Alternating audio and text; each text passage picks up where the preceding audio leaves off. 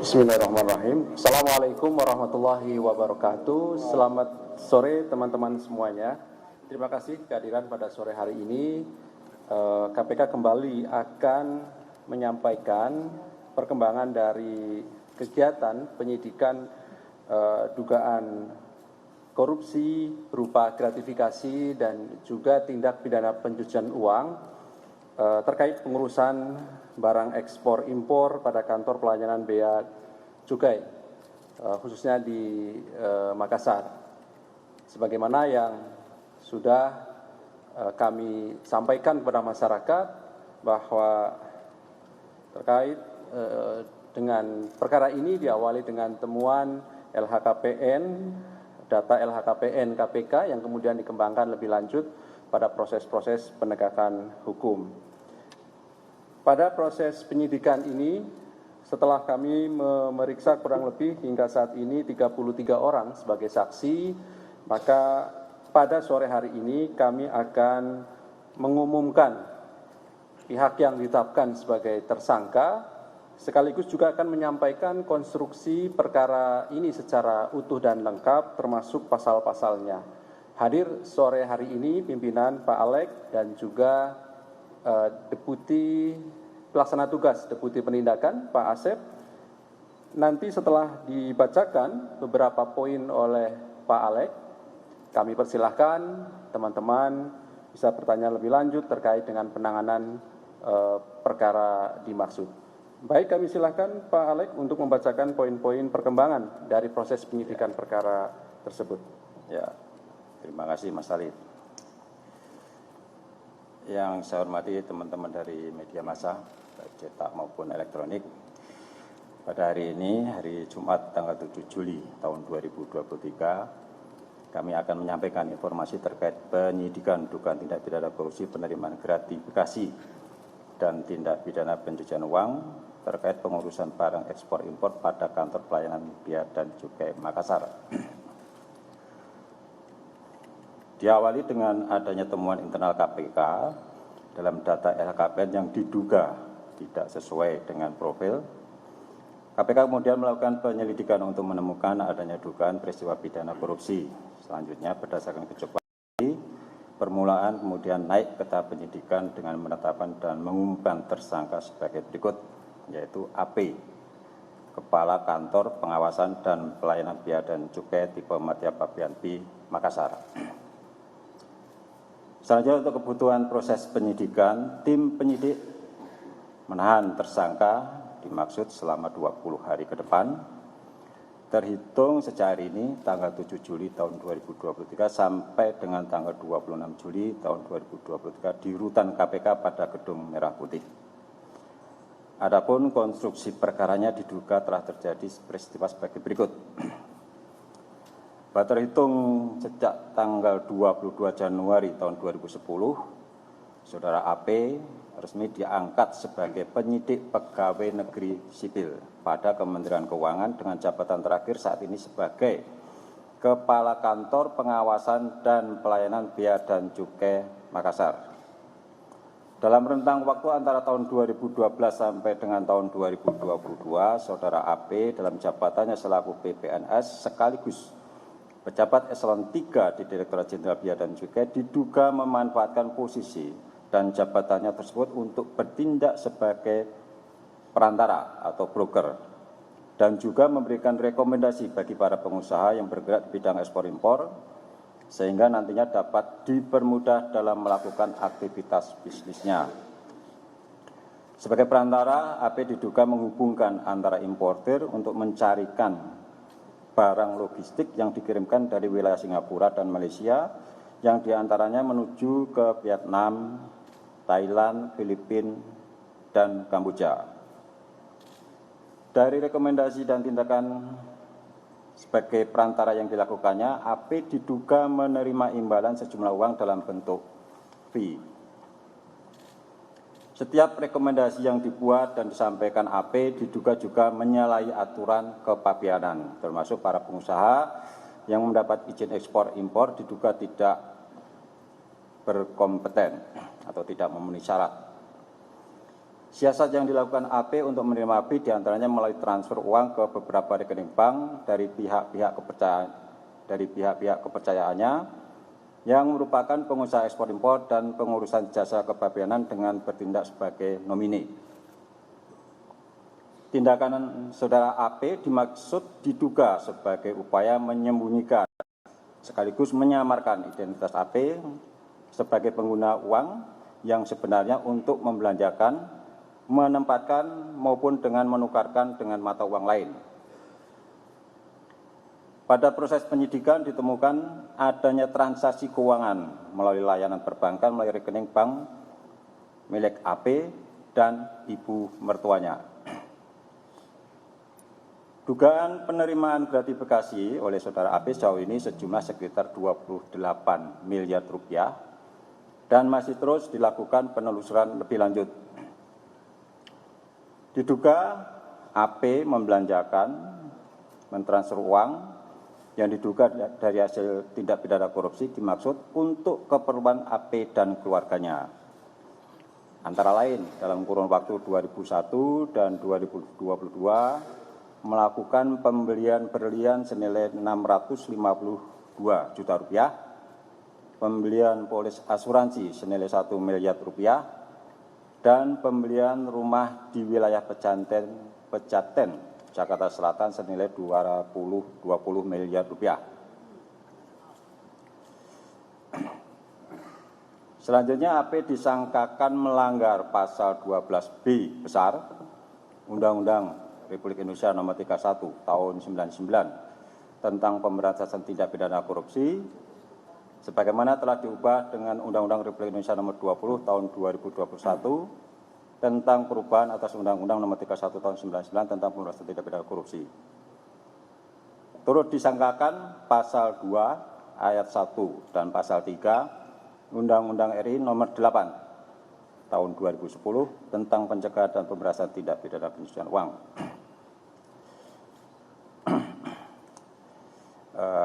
Teman-teman, mungkin AP ini untuk tersangka yang kedua, ya, menyangkut satu sisi terkait dengan pemberitaan yang sempat viral, ya. Yang pertama saudara RAT, dan sekarang AP. Nah, kami sangat menghargai informasi dari masyarakat yang baik yang disampaikan secara elektronis maupun lewat media-media sosial tersebut. Nah, saya sering ditanyakan, apakah hanya pejabat-pejabat yang viral saja Pak yang dilakukan penindakan KPK? Nah, dan ada juga yang bertanya, kalau pejabat eselon 3 saja bisa menghimpun dana sedemikian besar, bagaimana dengan pejabat yang lain? Kan itu. Jadi seolah-olah kedua tersangka ini, RAT dan AP, ini diproses KPK karena yang adanya flexing yang dilakukan oleh keluarganya. Kemudian kita lihat dari lifestyle-nya atau gaya hidupnya dan lain sebagainya. Nah, tentu kami berharap ini juga sebetulnya menunjukkan ada kelemahan dalam sistem pengawasan internal, ya, di kedua institusi tersebut, dalam hal ini adalah pajak atau bea cukai, ya. Dan ini kalau kita ikuti, ya, dari tahun 2012 sampai 2022 cukup lama juga, ya. Artinya sebetulnya kalau pengawasan melekat itu berjalan dengan baik, tentu kejadian-kejadian seperti ini itu bisa kita cegah sejak awal. Jadi seorang pegawai yang secara normatif itu tidak mungkin bisa menghimpun kekayaan sedemikian besar, ya, dan kami meyakini ya, tidak mungkin rekan sejawat, atasan atau pimpinannya itu tidak tahu, ya kan? Jadi salah satu penanda atau red flags terjadinya suatu kecurangan atau dalam hal ini korupsi itu misalnya bisa dilihat dari gaya hidup, ya. Bagaimana dia pola konsumsinya, ya. Kalau seorang ASN atau penyelenggara negara mampu membeli rumah 20 miliar, tentu menjadi pertanyaan besar, dari mana yang bersangkutan mendapatkan penghasilan untuk membeli rumah sebesar itu? Apakah yang bersangkutan punya kegiatan usaha yang lain?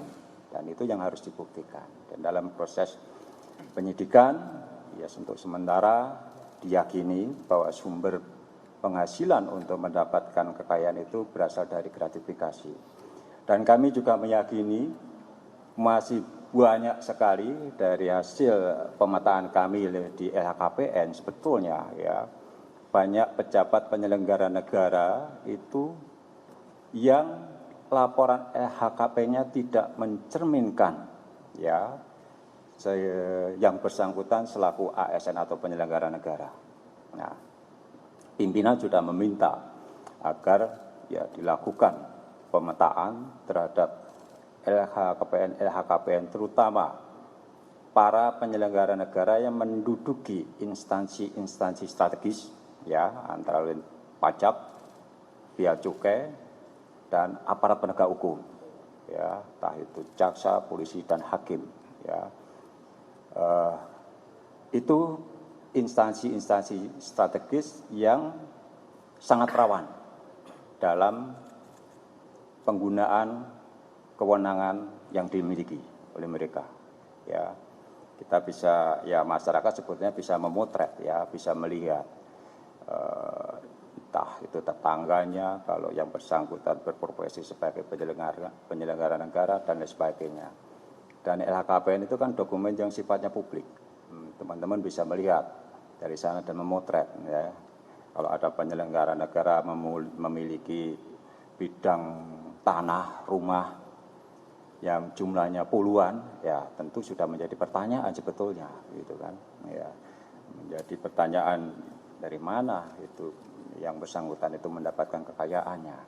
Dan kami juga menyoroti terkait ketidakpatuhan penyelenggara negara dalam melaporkan LHKPN, kan seperti itu. Ya, bagi para penyelenggara negara, apalagi yang menduduki pimpinan lembaga negara yang tidak atau belum menyampaikan LHKPN-nya, kami sebetulnya juga berharap pimpinan atau atasan yang bersangkutan itu juga bisa melakukan teguran, ya kalau perlu dicopot dari jabatannya sebagai salah satu bentuk sanksi ketidakpatuhan penyelenggara negara dalam penyampaian LHKPN. Jadi sehingga Pak LHKPN ini tidak dilihat sebagai ya sekedar laporan, tetapi seharusnya dilihat itu sebagai suatu kewajiban dan bentuk transparansi pejabat publik terhadap kekayaannya. Mungkin beberapa hal itu yang bisa saya sampaikan untuk diskusi dan pertanyaan, silakan. Baik, terima kasih Pak Alek yang sudah membacakan beberapa poin perkembangan dari penanganan perkara dimaksud. Satu orang sebagai tersangka sudah kami umumkan dan juga ditahan hari ini sampai nanti 26 Juli 2023 di Rutan Cabang KPK pada Gedung Merah Putih KPK. Baik, kami silahkan 3 orang penanya. Oke, 1, 2, 3. Dimulai dari sebelah kanan saya, boleh silakan. Mas Chandra ya? Oke, silakan Mas. Bentar. Yang menanya, dari kemarin kan kalau pengembangan kasusnya dari hasil-hasil riksa disebut bahwa barang dan rekening terkait pencucian uang Pak AP ini dikelola atau digunakan oleh keluarganya. Apakah KPK berkemungkinan menetapkan tersangka pasif dalam kasus ini? Terus yang kedua, apakah ada pihak bea cukai lain yang ikut membantu Pak AP menerima barang-barang gratifikasi atau uang-uang gratifikasi ini? Karena kan terbilang jumlahnya juga terlalu besar, masih ia sendirian gitu. Terus yang ketiga, apakah mungkin ada penerimaan gratifikasi ini untuk meloloskan barang ilegal yang seharusnya tidak boleh masuk ke Indonesia? Karena kan bea cukai harusnya mencegah barang-barang ilegal itu masuk.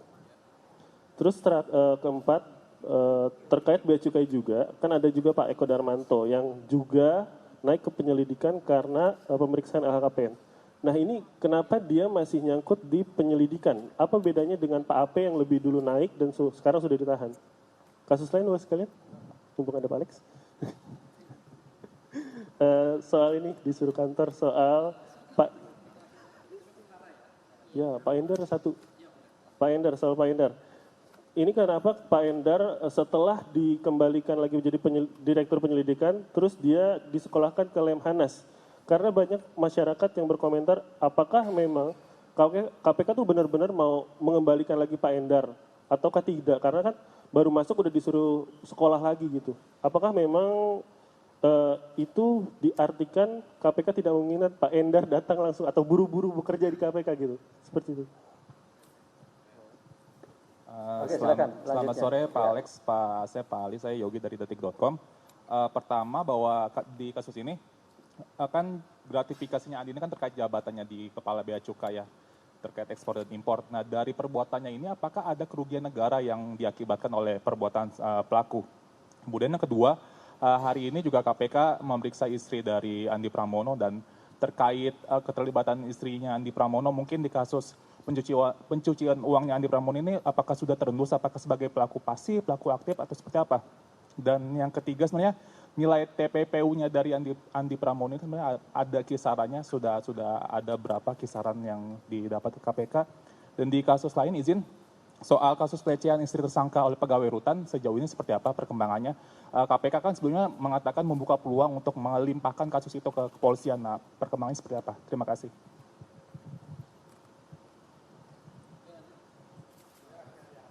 Selamat sore Pak Ali, Pak Alex, Pak Asep, saya Hedi dari Kumparan.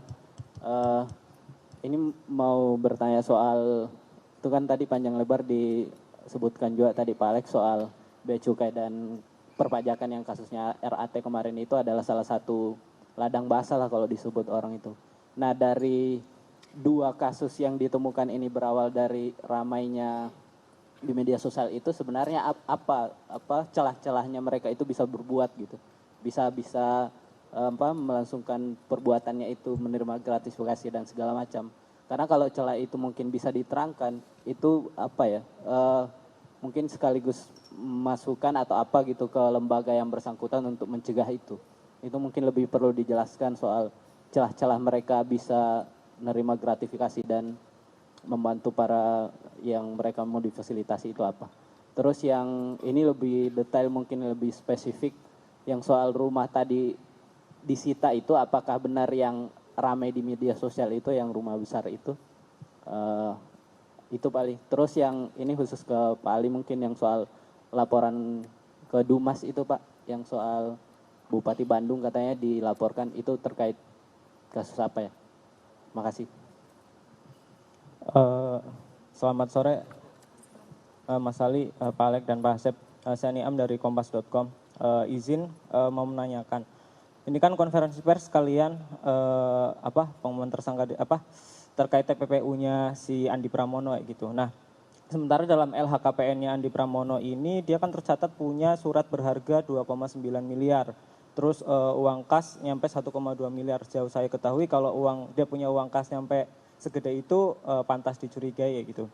Nah terus terkait hal ini kan KPK sedang mengusut TPPU gitu. Nah apakah sudah diketahui surat berharga ini bentuknya apa saja? Apakah itu berbentuk beberapa saham seperti yang kayaknya materi penyidikan yang kemarin didalami KPK terhadap beberapa perusahaan yang diduga memberi gratifikasi atau fee kepada Rafael gitu. Mungkin itu sih, atau Rafael kan juga punya saham gitu kemarin. Ya mungkin itu sih. Makasih. Terima kasih. Ada lagi saya beri kesempatan terakhir. Cukup ya, cukup mewakili teman-teman semuanya saya kira. Baik, terima kasih atas respon dan pertanyaannya. Kami silakan Pak Alex. Terkait dengan TPPU pasif, ya ini menyangkut penggunaan harta kekayaan dari hasil korupsi oleh keluarganya, kan seperti itu. Apakah dimungkinkan istri maupun anaknya itu sebagai pelaku pencucian uang? Sering terjadi begini teman-teman ya, seorang istri atau seorang anak mungkin tahu ya, mungkin atau bisa dipastikan pasti tahu berapa penghasilan dari kepala rumah tangga atau suami, ya, yang tidak memungkinkan untuk memberikan suatu kehidupan yang mewah. Tapi kita paham bahwa seorang istri atau seorang anak itu tidak bisa atau tidak berkuasa untuk mengontrol atau untuk melakukan cek atau mengkoreksi dari tindakan suami atau kepala rumah tangga yang berkedua sebagai pejabat negara. Jadi sering seorang istri itu sifatnya itu hanya pasrah apa yang diberikan oleh suami, ya, atau pasif, yang ya itulah ya, meskipun yang bersangkutan itu tahu. Jadi itu tentu menjadi hal-hal yang perlu dipertimbangkan ketika kita akan melakukan pengenaan tindak pidana pencucian uang. Tentu nanti hal itu yang akan didalami lebih lanjut oleh penyidik sejauh mana peran dari istri maupun anak dalam melakukan pencucian uang itu, ya. Apakah secara aktif dia memang terlibat di dalam proses perencanaan, ya, penggunaan rekening-rekening nomine dan lain sebagainya, kan seperti itu. Nanti akan didalami, ya. Tidak tertutup kemungkinan, ya, saya bilang tidak tertutup kemungkinan bahwa keluarga kalau dari awal dia sudah mengetahui atau patut diduga mengetahui dan secara aktif ikut dalam skenario untuk melakukan pencucian uang, itu juga bisa kita kenakan. Bagaimana dengan keterlibatan pihak-pihak cukai lainnya? Tadi saya sempat singgung, ya, sejauh ini sebetulnya kalau untuk perkara saudara AP, ya, kita melihat bahwa gratifikasi itu diberikan secara pribadi kepada yang bersangkutan. Apakah ada aliran uang dari rekening yang bersangkutan ke pejabat lainnya, itu yang sejauh ini belum kami peroleh informasinya. Nah, tentu yang saya sampaikan tadi, bagaimana dengan pihak pejabat-pejabat yang lainnya, yang taruhlah misalnya kanwilnya atau direkturnya dan lain sebagainya. Nah, saya sampaikan bahwa Dirjen Pajak kemudian Ditjen Bea Cukai ini menjadi dua institusi yang satu sisi, ya, untuk Ditjen Pajak itu memiliki posisi yang sangat strategis dalam rangka untuk penerimaan negara dari sektor pajak. Di sisi lain juga Bea Cukai selain dari perannya atau sisinya sebagai untuk menambah penerimaan negara, juga yang tidak kalah pentingnya adalah menjaga perbatasan atau menjaga kawasan kepabeanan dari barang-barang yang ya tidak boleh masuk, kan seperti itu. Menjaga perbatasan dari barang-barang dari luar yang tidak boleh masuk ke dalam. Disitulah sebetulnya peran vital dari Ditjen Bea Cukai. Dan bagaimana itu kemudian barang-barang yang kita semua tahu, ya, banyak barang-barang yang ilegal yang kemudian kita dapatkan diperjualbelikan. Nah, kok bisa lolos? Nah, disitulah kemungkinan adanya kelemahan dari pengawasan otoritas dalam ini Bea Cukai. Bagaimana bisa dimungkinkan juga, ya, bahwa antara importer itu bersekongkol, ya, bersekongkol dengan petugas Bea Cukai untuk memudahkan atau memberikan fasilitas kemudahan sehingga barang-barang yang seharusnya itu tidak boleh masuk menjadi boleh masuk, atau barang-barang yang seharusnya itu dikenakan tarif tertentu kemudian dikenakan tarif yang tidak seharusnya. Dalam hal ini tentu akan terjadi kerugian negara, mungkin juga kerugian perekonomian, karena misalnya dengan banjirnya tekstil importer itu bisa menyebabkan pabrik-pabrik tekstil kita banyak yang tutup. Nah, itu kan kerugian perekonomian nyata sekali, ya, sehingga menimbulkan dampak pengangguran di sektor industri tekstil tersebut. Nah, tentu nanti akan didalami apakah gratifikasi yang diterima oleh yang bersangkutan itu karena yang bersangkutan memberikan fasilitasi atau kemudahan dalam impor maupun ekspor barang-barang tersebut. Apakah ada dampak terkait dengan penerimaan bea cukai dan lain sebagainya. Kalau ada, tentu itu merugikan keuangan negara. Nah, seperti itu. Kemudian tadi terkait pelecehan pegawai rutan. Ya, tentu itu nanti pasti akan kami tindak lanjuti, ya. Tapi di dalam Undang-Undang Korupsi, jika terjadi 2 tindak pidana, maka tindak pidana korupsi dulu yang didahulukan, kan begitu. Jadi sementara ini sedang dilakukan penyelidikan terhadap dugaan adanya pungutan-pungutan di rutan KPK, ya. Setelah itu nanti kita dalami dan kemudian ada tindak pidana yang lain yang bukan menjadi kewenangan KPK, tentu akan kami limpahkan ke aparat penegak hukum yang lain, mungkin ke kepolisian, seperti itu. Kemudian celah korupsi pajak bea cukai, ya sudah saya sampaikan kan tadi kan. Jadi ada kemungkinan bahwa penggunaan kewenangan oleh petugas pajak atau petugas bea cukai bertentangan dengan undang-undang perpajakan maupun undang-undang kepabeanan, sehingga menimbulkan itu tadi penerimaan negara yang berkurang, ya, kemudian adanya barang-barang importir yang ilegal yang beredar di pasaran. Itulah celah-celah yang dimungkinkan dan itu bisa saja terjadi, ya, kalau ada persekongkolan antara pihak yang berkepentingan di dalamnya, ya. Kalau terkait dengan surat berharga di LHKPN, bentuknya apa saja? Nah, tentu sebetulnya nggak tahu secara detail sebetulnya bisa dilihat atau masyarakat. Kan ada surat berharga misalnya yang diperjualbelikan di pasar modal. Kalau itu kan sudah clear kan berapa harganya dan lain sebagainya. Atau penyertaan di perusahaan-perusahaan yang lain. Tentu itu nanti yang didalami. Ya misalnya ya ini beberapa kasus atau kasus sebelumnya itu kan ada pegawai pajak yang punya kantor konsultan pajak. Nah ini kalau ini saya nggak tahu apakah yang bersangkutan punya saham di salah satu perusahaan forwarding atau perusahaan ya, perkapalan atau perusahaan yang mengurus jasa ekspor impor. Nah kita belum tahu bentuk surat berharganya itu seperti apa. Tetapi kalau yang bersangkutan memiliki perusahaan-perusahaan yang ada kaitannya dengan kepabeanan, tentu itu pasti akan menimbulkan konflik kepentingan, ya. Dan ya saya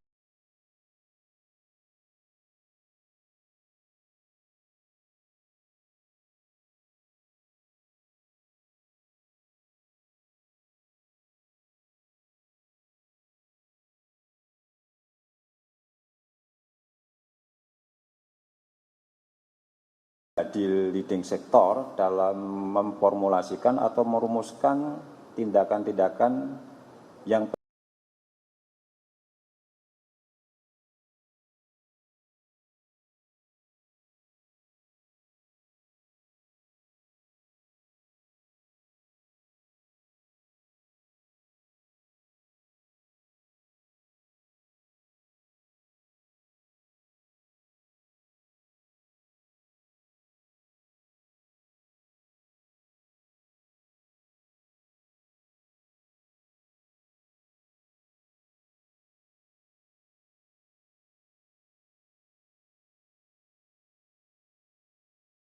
regulasi menyangkut pencegahan korupsi. Itu tadi dalam bentuk misalnya aturan-aturan terkait dengan konflik kepentingan. Nah, sehingga apa? Ya supaya secara nasional itu punya standar yang sama. Apa yang dimaksud dengan konflik kepentingan dan apa sanksi bagi mereka yang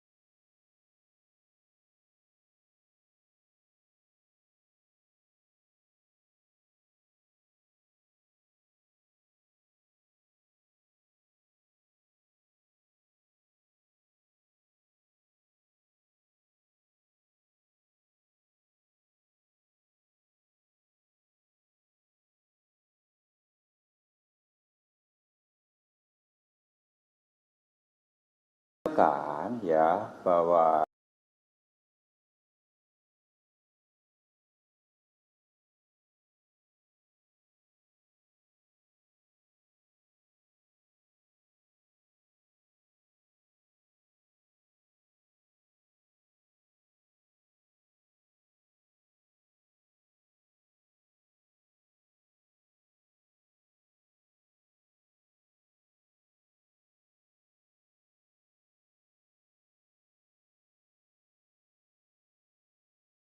tanggal 29 Maret ya kan pemberhentian saudara EP itu kan per 1 April.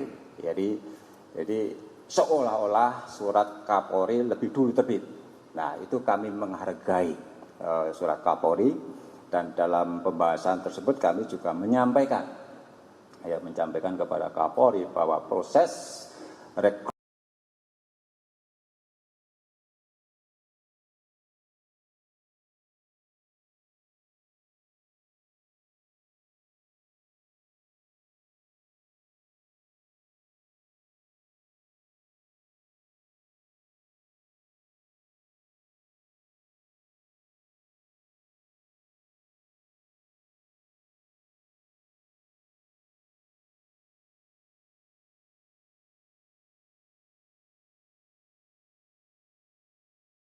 dan ini komitmen yang sudah dibangun antara pimpinan dan pihak Kapolri, bulan Agustus ketika ada proses rotasi ataupun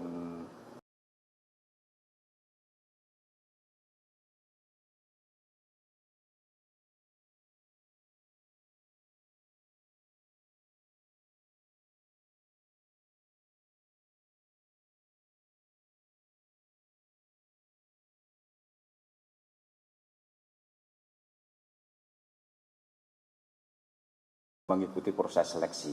Ya. Apakah selama 3 bulan saudara EP ini, saudara Endar ini tidak menduduki jabatan direktur, proses pendidikan di KPK itu menjadi lemah? Saya pastikan dan saya sampaikan dalam kesempatan ini sama sekali tidak ada pengaruhnya. Ya.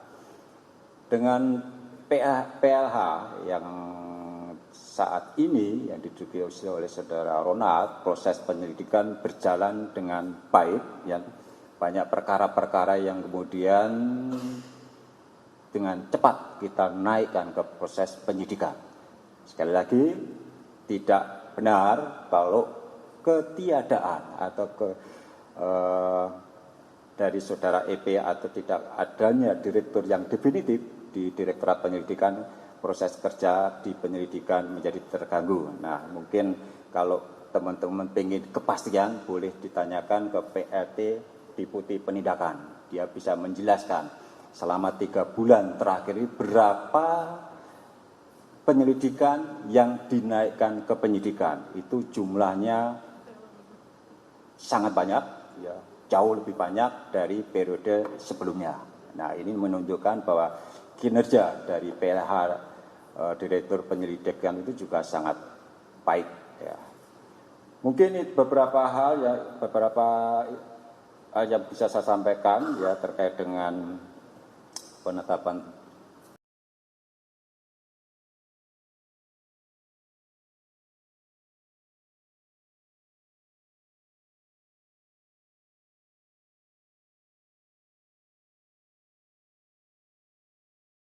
sampai kalau tidak salah Oktober, ya. Dan penunjukan PLH itu bukan hanya di Direktorat Penyelidikan, di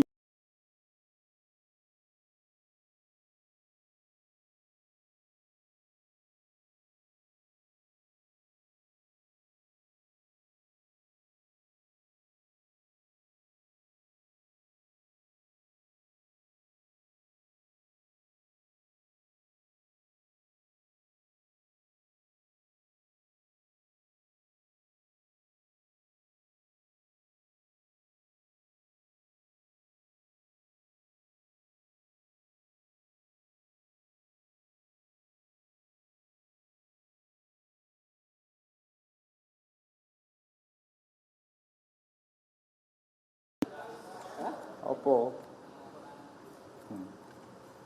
Oh, yang Bandung ya, ya baik. Yang Bandung apa yang Bandung? Masih di pengaduan.